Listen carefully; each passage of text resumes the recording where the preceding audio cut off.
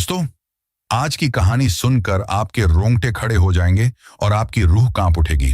जरा सोचिए, अगर एक 80 साल का बूढ़ा तन्हा जंगल से गुजर रहा हो और अचानक सामने एक बेहद हसीन और जवान लड़की आ खड़ी हो तो क्या होगा। बूढ़ा उसे देखकर हैरान रह जाता है, मगर असली कहानी तो तब शुरू होती है जब वो लड़की अपने जाल में उसे फंसा लेती है।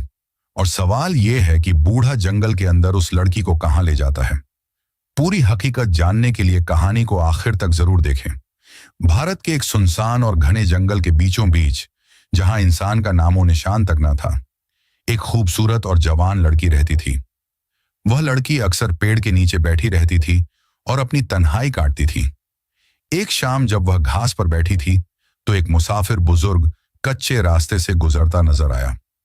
लड़की मद्दों से अकेली थी और उसका सब्र जवाब दे चुका था। लड़की ने जानबूझकर गिरने का बहाना किया। बुजुर्ग दौड़ता हुआ आया और घबराकर पूछा, बेटी क्या हुआ, किस बात ने परेशान किया। लड़की ने बेकरारी से कहा, मेरे पांव में शदीद दर्द है, जरा देख लो। मुसाफिर ने जवाब दिया, मैं तबीब नहीं हूं, मगर थोड़ी बहुत समझ रखता हूं, देख लेता हूं। उसने झुककर जैसे ही लड़की के पांव को छुआ तो लड़की के दिल में एक अजीब सा सुकून उतर आया। वह उसके चेहरे को देखने लगी जैसे दिल में कोई और ख्वाहिश छुपी हो। बुजुर्ग ने चंद लम्हे दबाया और फिर कहा, तुम्हारे पांव बिल्कुल ठीक हैं, कोई मसला नहीं। लड़की ने नरम लहजे में कहा, यह तो मुझे मालूम है, मैंने बस तुम्हें करीब बुलाने के लिए यह बहाना किया था। मुसाफिर ने हैरानी से कहा, आखिर क्यों? लड़की ने जवाब दिया, मैं एक जवान लड़की हूं और बहुत अरसे से अकेली रह रही हूं। अब मजीद तन्हाई नहीं सह सकती। आज रात तुम्हें मेरे पास रुकना होगा। यह सुनकर बुजुर्ग ने पलटकर जाने का इरादा किया, मगर लड़की झट से आगे बढ़ी और उसका हाथ थाम लिया। नहीं, मैं तुम्हें जाने नहीं दूंगी। मैं मुद्दतों से इंतजार कर रही हूं, तुम्हें रुकना ही होगा। मुसाफिर ने सोचा कि एक नोखेज लड़की मुझ जैसे ज़ईफ को क्यों रोक रही है, मगर उसके चेहरे को देखते ही दिल को अपनायत सी महसूस हुई। बातों बातों में शाम रात में बदल गई और अंधेरा छा गया। लड़की ने कहा, अब तुम मेरे पास रुक जाओगे ना? बुजुर्ग ने कुछ देर खामोश रहकर कहा, इस वीरान जंगल में रात के वक्त कहां जाऊंगा, रात यहीं गुजार लेता हूं। लड़की ने दिल ही दिल में मुस्कुराकर सुकून पाया। वो दोनों पेड़ के नीचे घास पर बैठ गए। लड़की ने कहा, मैं तो यहीं घास पर सो जाती हूं, क्या तुम भी सो जाओगे? बुजुर्ग ने जवाब दिया, जहां तुम जगह दोगी वहीं आराम कर लूंगा। लड़की ने कहा, तो आओ हम दोनों यहीं लेट जाते हैं। मुसाफिर सो गया, मगर लड़की जागती रही और उसे चाहत भरी नजरों से देखती रही। वह दिल में कहती रही, ये यूं नहीं मानेंगे, आहिस्ता आहिस्ता इनके दिल को बहलाना होगा। सुबह मैं इन्हें जाने नहीं दूंगी। सुबह हुई तो बुजुर्ग ने उठकर जाने का इरादा किया। लड़की फौरन उठी और करीब आकर बोली, कहां जा रहे हो? मेरा चेहरा देखो, क्या तुम्हें कुछ महसूस नहीं होता? मुसाफिर ने नजरें उठाईं तो दिल को एक हलचल सी हुई, मगर कमजोर आंखों के बायस वह साफ न देख सका। उसने कहा, अब मुझे जाना है। जब लड़की को लगा कि वह नहीं मानेगा तो बोली, अच्छा एक पल रुकिए, मैं अभी आती हूं, आप यहां से हिलना नहीं। वह तेजी से जंगल की तरफ दौड़ी और एक अनार के पेड़ के नीचे पहुंची। वहां से 2 लाल अनार तोड़े और फिर जानबूझकर जोर से चीखी और जमीन पर गिर गई। बुजुर्ग ने जैसे ही आवाज सुनी वह दौड़ा आया। उसने देखा कि लड़की बेहोश पड़ी है। घबराकर उसका हाथ पकड़ा और हिलाया, मगर उसने आंखें बंद ही रखीं। फिर वह करीबी नदी से पानी लाया और उसके चेहरे पर छिड़का। लड़की ने आहिस्ता आहिस्ता आंखें खोलीं, जैसे वाकई बेहोश थी। मुसाफिर ने कहा, यह सब क्या हुआ, तुम गिर कैसे गईं? लड़की ने आहिस्तगी से कहा, मैं तुम्हारे लिए अनार तोड़ने आई थी, गिर पड़ी और बेहोश हो गई। बुजुर्ग ने कहा, अच्छा अब मुझे इजाजत दो, मैं चलता हूं। लड़की ने परेशानी से कहा, तुम मुझे साफ तो देख नहीं सकते, मगर क्या मेरा एहसास भी नहीं करते? बुजुर्ग ने कहा, अजीब है, तुम्हारे करीब आकर दिल को अपनायत सी महसूस होती है। वो दोनों अनार लेकर फिर उसी पेड़ के नीचे आ गए। वहां बैठकर एक एक अनार खाया। शाम तक वहीं बैठे रहे। फिर लड़की ने कहा, अपनी टांगें सीधी करो। बुजुर्ग ने पूछा, क्यों? लड़की ने कहा, बस सीधी करो। जब उसने टांगें सीधी की तो लड़की दबाने लगी। मुसाफिर ने कहा, यह क्या कर रही हो? लड़की ने कहा, तुम थक गए हो, तुम्हारी खदमत कर रही हूं। फिर वह नदी पर गई और मिट्टी के प्याले में पानी भर लाई। आकर उसने वह पानी मुसाफिर के हाथ में दिया। उसने पानी पिया तो फौरन नींद ने उसे आ लिया और वह सो गया। रात बीत गई। लड़की उसके पास बैठी रही, उसे देखती रही, उसके माथे पर बोसा दिया और सिर दबाने लगी। अचानक बुजुर्ग जाग गया तो वह फौरन जाकर घास पर लेट गई, जैसे सो रही हो। सुबह हुई तो मुसाफिर उसके करीब आया और कहा, दिल तो नहीं चाहता कि तुम्हें छोड़कर जाऊं। तुमने मेरा बहुत ख्याल रखा है, मगर अब जाना जरूरी है। लड़की ने तड़प कर कहा, क्या तुम मुझे अकेला छोड़ जाओगे? बुजुर्ग ने जवाब दिया, जाना तो है, आज नहीं तो कल। ये कहकर वह खामोश हो गया और लड़की उसकी आंखों में देखती रही। लड़की ने मुसाफिर बुजुर्ग की तरफ रुख किया और नरमी से बोली, आज की रात तुम्हें मेरे साथ यहीं रुकना होगा। मेरा सब्र खत्म हो चुका है, मैं तुम्हारे साथ पल भर और गुजारना चाहती हूं। बुजुर्ग चौंक कर बोला, तुम कहना क्या चाहती हो? अचानक लड़की ने उसका हाथ थाम लिया और आगे बढ़ने लगी। बुजुर्ग ने परेशानी से कहा, यह जंगल की सुनसान राहों में मुझे कहां लिए जा रही हो? लड़की ने धीमी आवाज में कहा, अगर तुम मेरी असल बात जानना चाहते हो तो यह रास्ता तय करना ही होगा। मेरा दिल बरसों से बोझल है, मगर जुबान पर हिम्मत नहीं आती। अब मजीद चुप नहीं रह सकती। बुजुर्ग खामोशी से उसके पीछे चलता रहा। वह उसे जंगल की गहरी झाड़ियों से गुजार कर एक वीरान घोषे में ले आई, जहां दूर दूर तक सिर्फ पेड़ ही पेड़ थे। फिर उसने पुराने कपड़ों से बनी एक कच्ची झोंपड़ी की तरफ इशारा किया और कहा, अब तुम्हें मेरे साथ वहां जाना पड़ेगा। मुसाफिर बुजुर्ग ने झोंपड़ी को गौर से देखा तो दिल में एक अनजान सा बोझ उभरा, जैसे ये मंजर वह पहले भी देख चुका हो। फिर उसने कहा, इस उजाड़ जगह पर मुझे क्यों लाई हो? लड़की की आंखों में अज़्म झलका और उसने जवाब दिया, वो लम्हा आ गया है जिसके लिए मैंने तुम्हें रोका था। अब तुम्हें अपने पास से जाने नहीं दूंगी। बुजुर्ग ने उलझन में कहा, यह सब कैसा खेल है और इस झोंपड़ी के अंदर जाने पर इतनी जिद क्यों है? लड़की ने सर झुकाते हुए कहा, जो राज है वो सिर्फ अंदर ही खुलेगा। बुजुर्ग का दिल बेचैन हुआ। उसने झोंपड़ी की तरफ नजर डाली और अचानक मुड़कर गुस्से से वापस चलने लगा। लड़की घबरा गई, तेजी से उसके पीछे दौड़ी और पुकारा, मैं जानती हूं यह जगह तुम्हारे लिए नई नहीं है। जिसके साथ तुम पहले यहां आए थे, मैं उसे भी पहचानती हूं। यह सुनकर बुजुर्ग रुक गया। उसकी आंखों में हैरत उतर आई। वह पलटा और बोला, यह बात तुम्हें किसने बताई?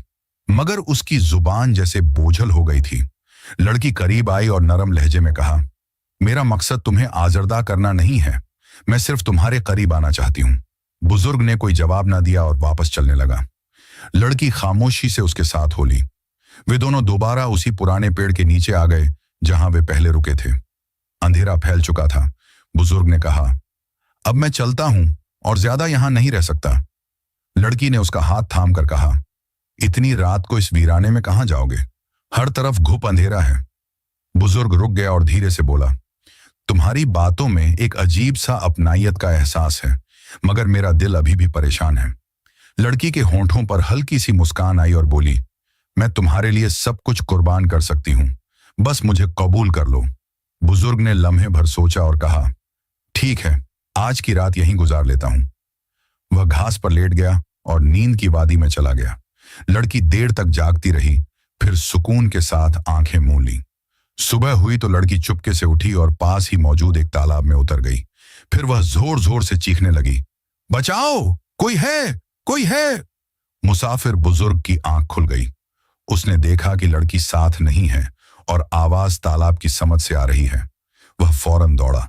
जब वह वहां पहुंचा तो लड़की पानी में भीगी खड़ी थी। बुजुर्ग ने पूछा, यह क्या हरकत है?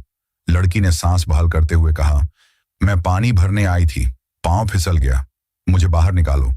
बुजुर्ग ने हाथ बढ़ाया और उसे ऊपर खींच लिया। लड़की मुकम्मल भीग चुकी थी। उसने संजीदगी से कहा, अब मुझे जाना होगा, तुम मजीद मुझे बहानों में न उलझाओ। लड़की करीब आकर बोली, क्या अब भी तुम मुझे गैर मानते हो? काश तुम्हारी निगाह साफ होती और तुम मुझे पहचान लेते तो मुझे छोड़ने का सोचते भी नहीं। बुजुर्ग के दिल में एक बार फिर अपनायत की लहर दौड़ गई। वह वापस उसी पेड़ के नीचे जाकर बैठ गया। लड़की भी वहां आ गई और कहा, कल तुमने झोंपड़ी के अंदर कदम क्यों नहीं रखा? आज तुम्हें मेरे साथ वहां जाना होगा। मैं तुम्हारे बिना अब जिंदा नहीं रह सकती। बुजुर्ग खामोश सुनता रहा। रात ढल गई और वह फिर घास पर लेट गया। पास ही जागती रही और दिल ही दिल में सोचती रही, इन्हें रोकना आसान नहीं है, मगर अब इनका दिल थोड़ा नरम लगता है। कल इन्हें झोंपड़ी तक जरूर ले जाना होगा, शायद वहीं मेरी मुराद पूरी हो। यही सोचते सोचते वह भी नींद में डूब गई। सुबह हुई, बुजुर्ग उठा और जंगल से निकलने लगा, लेकिन लड़की ने रास्ता रोका और कहा, बस एक बार मेरे साथ झोंपड़ी तक चलना। कल तुम दरवाजे पर रुक गए थे, आज अंदर आकर सब जान लो, उसके बाद तुम आजाद हो। बुजुर्ग ने उलझन से कहा, क्यों? आखिर इस झोंपड़ी में ऐसा क्या है जो तुम बार बार जिद कर रही हो? लड़की ने धीरे से कहा, यहां मैं अपनी हकीकत बयान नहीं कर सकती। डरती हूं तुम मेरी सच्चाई जानकर मुझे कबूल करोगे या छोड़ दोगे। इससे पहले कि बुजुर्ग कुछ कहता, लड़की ने उसका हाथ पकड़ा और दोनों फिर घने दरख्तों से गुजरते हुए उसी झोंपड़ी के पास पहुंच गए। लड़की ने बुजुर्ग मुसाफिर का हाथ धीरे से थामा और बिना कुछ कहे उसे अपनी झोपड़ी की तरफ ले गई। बुजुर्ग लगातार सोच रहा था कि आखिर यह सब हो क्या रहा है। जैसे ही वे दोनों अंदर पहुंचे, अचानक लड़की आगे बढ़ी, उसके कंधों पर झुक गई और बेखुदी में रोने लगी। बुजुर्ग घबरा गया। उसने उसे खुद से दूर किया और सख्त लहजे में झोपड़ी से बाहर निकल आया।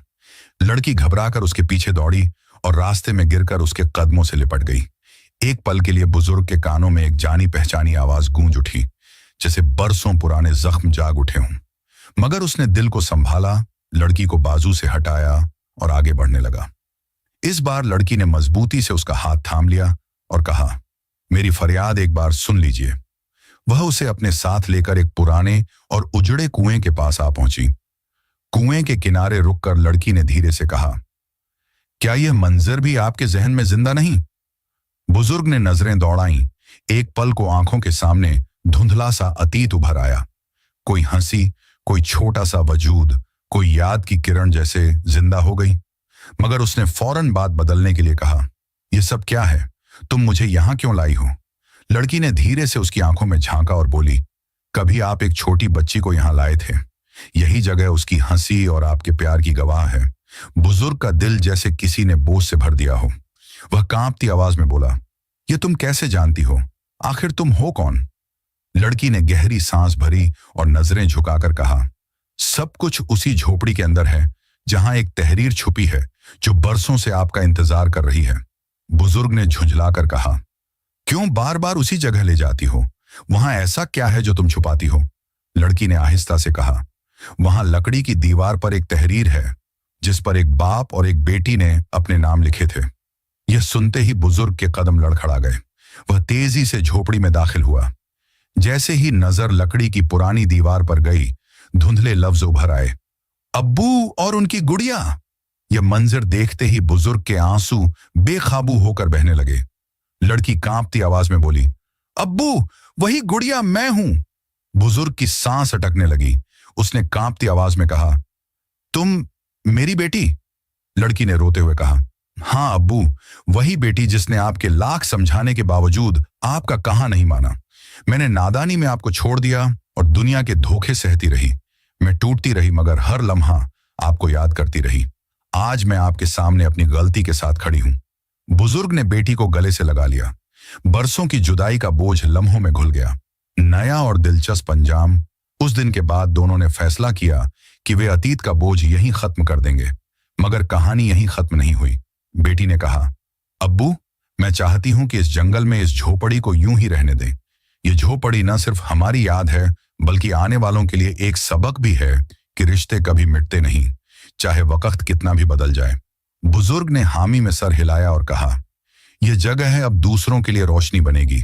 जो कोई यहां आएगा उसे यह झोपड़ी बताएगी कि बाप का साया दुनिया की सबसे बड़ी पनाह है। यूं वह झोपड़ी जो कभी जुदाई की अलामत थी, अब उम्मीद और वापसी का इस्तारा बन गई। बाप और बेटी ने अपनी जिंदगी दोबारा शुरू की, मगर उस झोपड़ी को एक ऐसी निशानी बना दिया जो आने वाली नस्लों को यह याद दिलाती रही कि गलती चाहे कितनी भी बड़ी हो, बाप का दिल माफी के लिए हमेशा खुला होता है। यह कहानी हमें यह सिखाती है कि वालिदैन की नसीहत कभी बेकार नहीं होती। उनके अल्फाज में तलखी नहीं बल्कि तजुर्बे की रोशनी होती है। औलाद अगर इन बातों को नजरअंदाज करके गलत रास्ते पर चल पड़े तो दुनिया बहुत जल्द उसे हकीकत का सामना करा देती है। मगर वालिदैन का दिल कभी खाली नहीं होता। वे हर वक्त अपनी औलाद को माफ करने और गले लगाने के लिए तैयार रहते हैं।